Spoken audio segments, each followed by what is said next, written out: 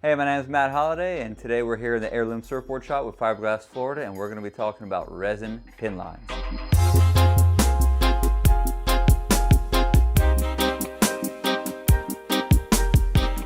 As always, one of the first things that we want to do is tape off the racks. Nice fresh tape. When you're doing resin pin lines, you are working with a board that is very close to the gloss process. And if you guys had watched the gloss video from Fiberglass, Florida, you know that it is key to have a nice clean board, clean surface. So we start with fresh racks. So as always, I use my plastic as a barrier so that none of my oils or dirt from my hands get on the board. And I'm gonna grab the board that we're working on. So this board has been glossed on the deck, so I am actually able to touch the deck, but it has not been glossed on the bottom, so that's what I'm worried about. So what we have here is a beautiful clean surface. I sanded this board just an hour ago, so I know that no human hands or any dirt or oils have been on this bottom. So we're ready to go ahead and start our pin lining. What is a resin pin line? A resin pin line is a pin line just like the pin lines that you see on hot rods or anything else. Here's an example of some right here. And they are basically for aesthetics. They are a little added detail that makes the surfboard even more beautiful. And they're also useful when you have a cut line, such as we do here. And if it isn't exactly perfect, you can cover up any flaws that are in that line with your pin line. Okay, for those of you who watched the cloth inlay video, this is the cloth inlay. And we're now getting to see the result of doing such a nice clean cut line with our razor blade. It's going to be a lot easier for me to follow with my tape, and it's also going to allow me to do a thinner pin line because I don't particularly like wide pin lines like 3/16 inch, 1/4 inch pin lines. I like them to be an 1/8 inch or smaller. Now this cut happens to be pretty darn clean here, but I'm doing a pin line for aesthetics. Pin lines, you could choose your color. I do black often, but you could do any color in the spectrum. You could do primary colors, secondary colors, anything you want to do. So now that we know what a pin line is, I will begin taping one off. The very first line that I tape is at the tail. You really want to make sure that this line right here is perpendicular to the stringer. And now that I have that, what I'm going to do is I'm going to tape on the outside of my cut lap. So I'm going to tape on this side of my cut lap all the way around the board. Here we go.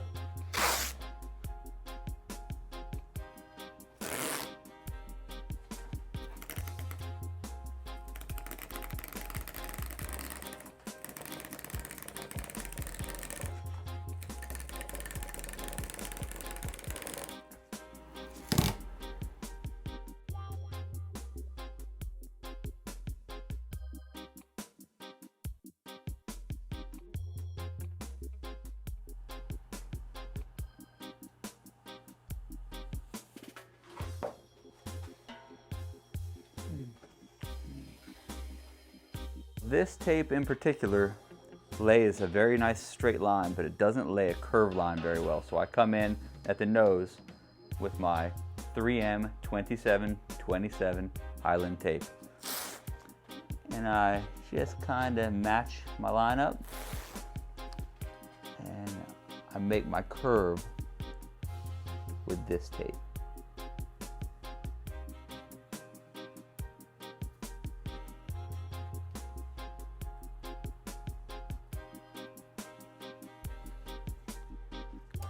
So when you're done, you can see that the 2727 just feathers right in to the green tape. Okay, now we're at the nose. If you watch any of my other videos, you know that the nose is a very important part of the board to get right because all eyes go to the nose. So at this point, you want to take extreme care in making sure that your tape coming from the right side and the left side of the stringer is symmetrical.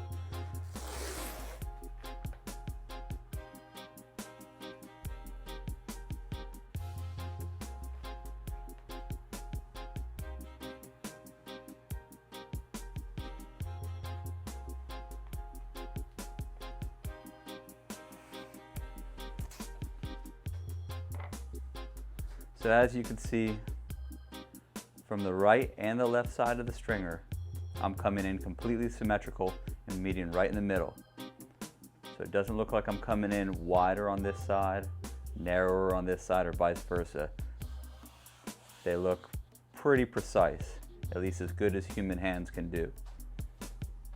All right, so now you can see where I left off with the 27-27. And once again, I'm just going to kind of do it the opposite of the way that we did that side. I'm just going to feather in my green tape. And I'm going to continue right along the outside of my cloth inlay.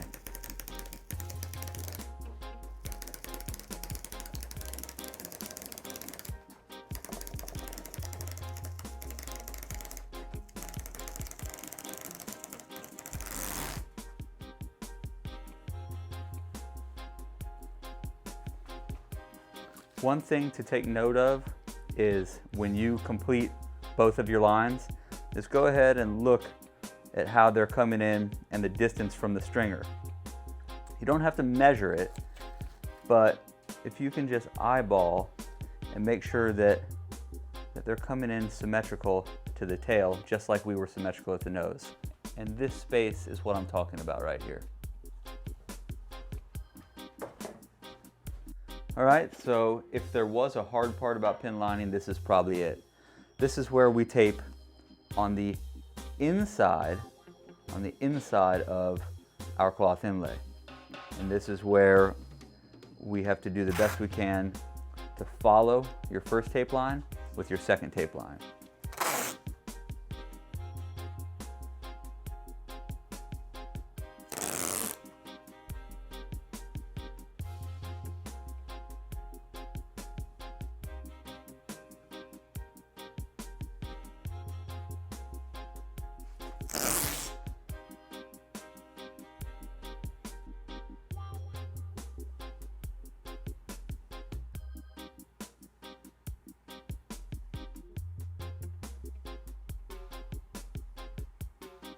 You may want to periodically look down your line and make sure that you're not drawing a line that thins out, then gets fat, and then thins back out.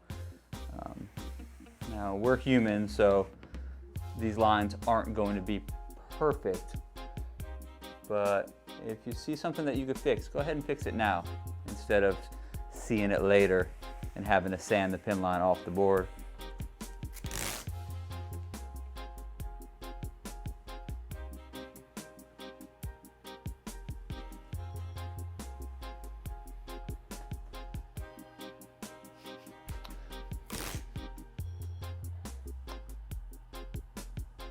All right, now we're entering the curve.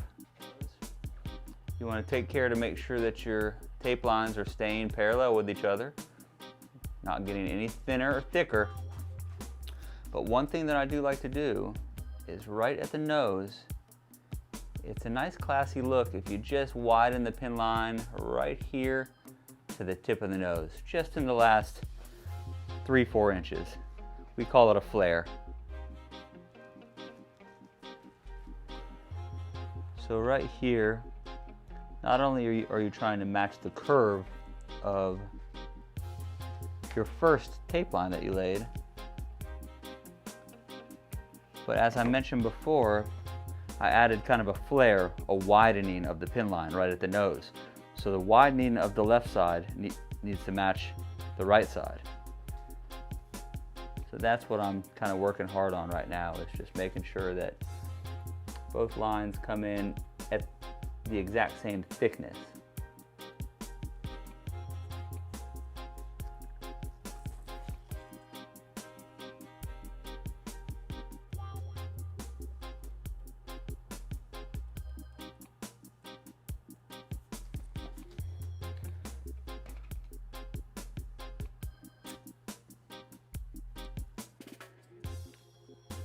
So now that I've got the tip of the nose exactly how I want it, I'm gonna take this wider pin line and just kind of thin it right back out to where we are on the left side.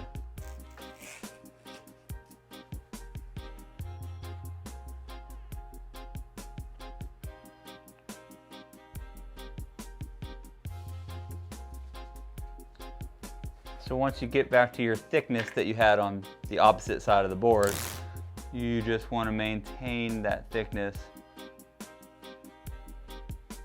all the way down the rail.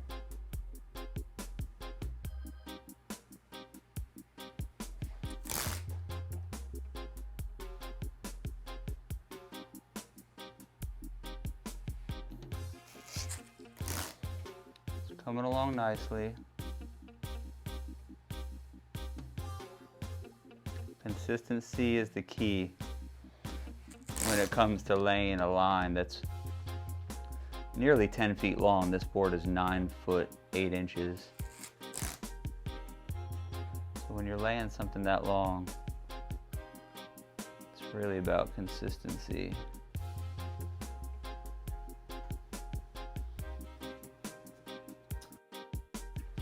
Now that we've laid both sides of the board, I'm going to go ahead and finish up the tail.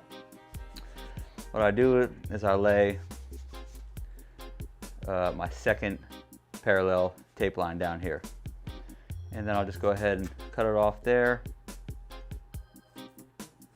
and cut it off right there. So I'll also cut off the tape line here.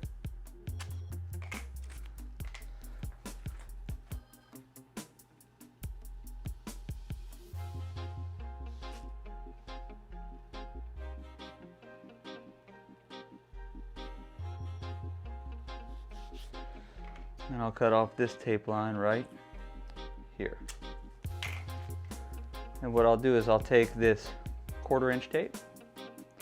I get this stuff right from Fiberglass, Florida. And once again, I will just come right into my green line. Following it, I will make a hard turn.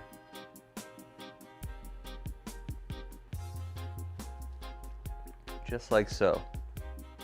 And what I do is I continue on, and I just make a hard turn up to meet the other side of the board. Now, instead of just having a very square looking tail, we've got two beautiful little turns here. Final thing that I'll do is I'll take some more 3/4 inch 27/27 and I will mask off anything that hasn't been masked off. And that's what that looks like. So the very last thing that you want to do is go ahead and take that final look at the pin lines. Really be a hard critic. If you see anything that needs to be fixed, go ahead and fix it now. I learned pin lining from a master pin liner named Chris Birch, and he definitely taught me it's better to give it a second look than to end up sanding the pin line off because you're not happy with it later. All right, before we apply any resin, you're gonna take a brand new clean popsicle stick,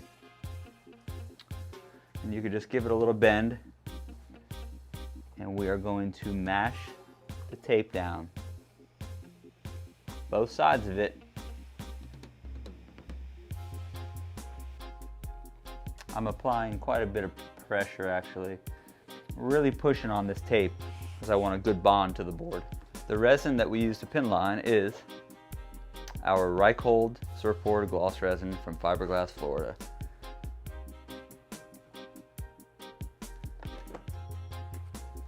That right there is probably too much resin, but at least I know that it's enough to get this pin line done. So for this pin line, I have chose to do kind of an off-white. So I'm going to go ahead and start with white pigment.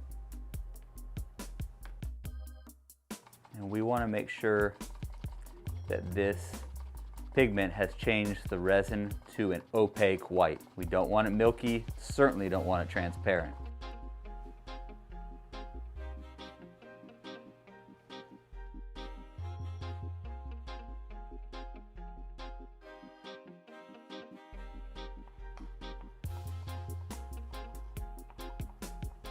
Now that I have what I would consider my mother color and I have my base color, which is white, all I want to do on this particular build is just turn that white a little bit off-white. I don't want it to be so stark white, kind of shocking pin line just laying on the board. So we're going to take one of these strainers and we're just going to introduce a little bit of this color to the white, just a tiny bit. To give you an idea, start with that much. It looks like we can go a little further. Keep in mind as you're watching this that you can add the color a little bit at a time. You do not have to add a whole bunch at once. Actually, it's much better to add a little bit at a time. Occasionally, I just like to put a little dot of the color on the board. That can be wiped off super easy with acetone and a cloth. For me, that is still way too white, so we're going to continue adding the green.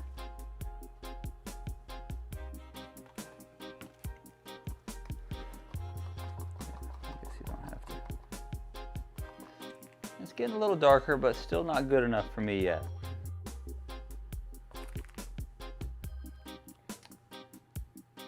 Okay, we're almost there.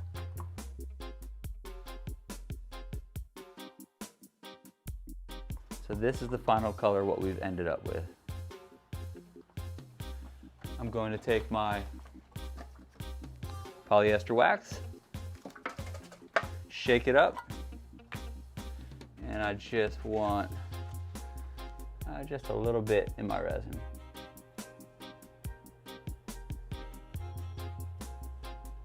Just about that much. What that's going to do is it's going to rise as the resin is hardening. It's going to rise to the top and it's going to make a very nice sandable surface, because before we gloss this board, the pin line actually has to be scuffed up, sanded. That is the reason for the wax solution. Now, how I apply a resin pin line is with a 1-inch brush. This just came out of very clean acetone, which is always a good thing. Make sure that there's no loose bristles, and we are ready to go. So I'm going to catalyze this resin at just below 5 cc's.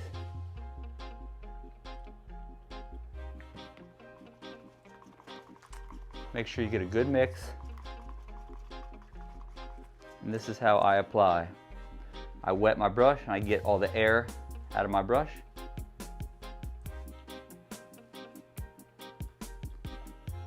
I typically always pull the resin towards me like this.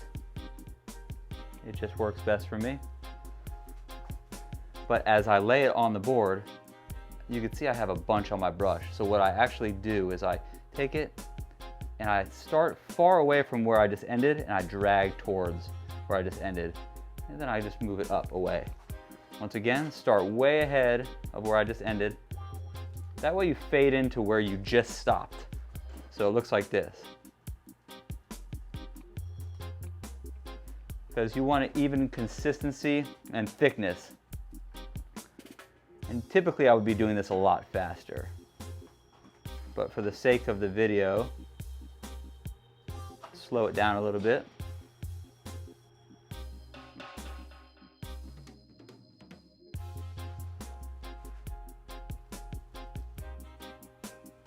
Meet what I just did. Once again, here we go. Drag it towards me and meet where I left off.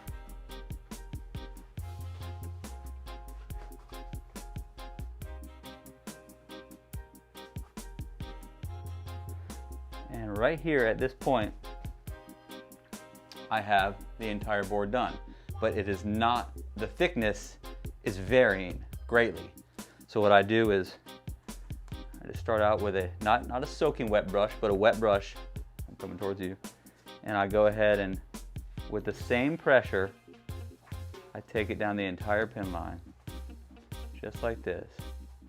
Not adding any more pressure or relieving any pressure, just pressure all the way through. The opposite side of the stringer.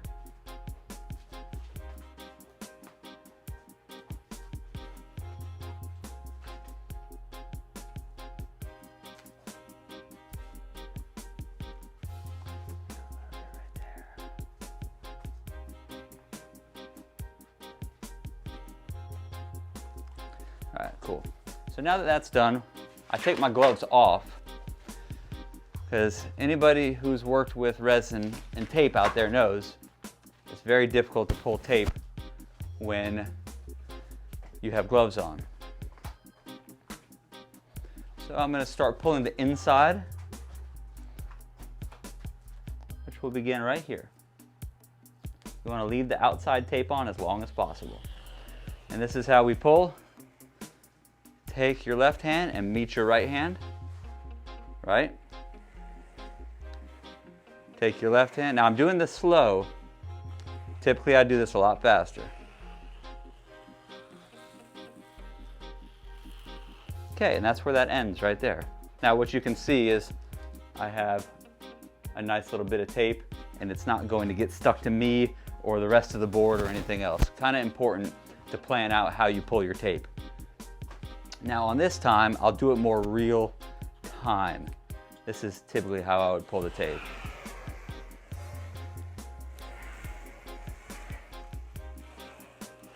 And once again, I have a nice little batch of tape that's not going to get all over me or the board. Now that we've pulled the inside, looks like I have one little piece of tape that remained. Now we will begin pulling the outside tape. And that's how this goes.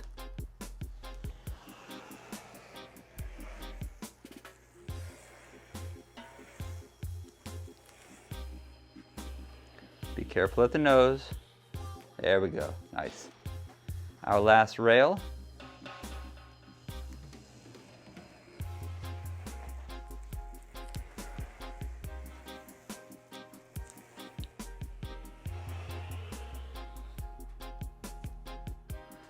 And what we have left is one final piece of tape. And I will show you how to clean up all these little smudges in just a minute.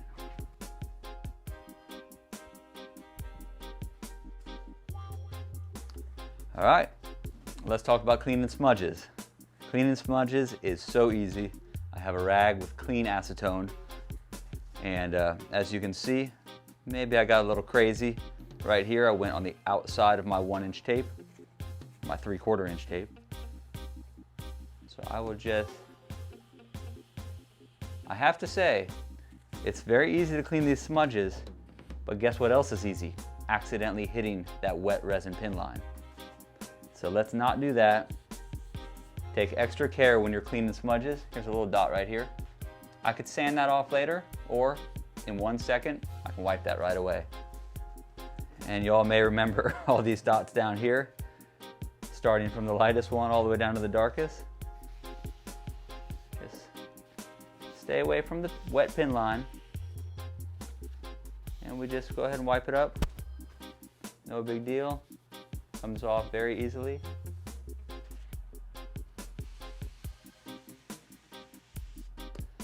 So the folks at home may be wondering, what do we do about the flaws that are left in the pin line? And what do I mean by flaws? Well, when we pull the tape off a wet resin pin line, it rarely results in a perfect pin line.